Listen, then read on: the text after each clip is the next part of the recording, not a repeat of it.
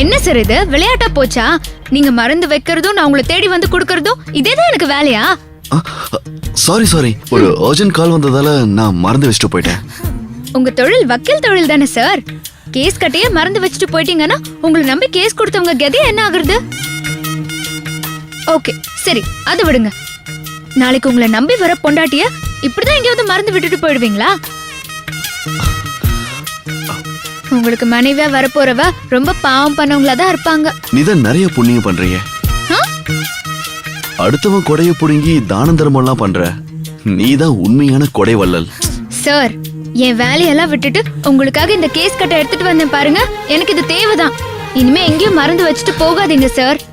நான் ட்ரை பண்றேன். என்னது? ஒண்ணும் இல்ல.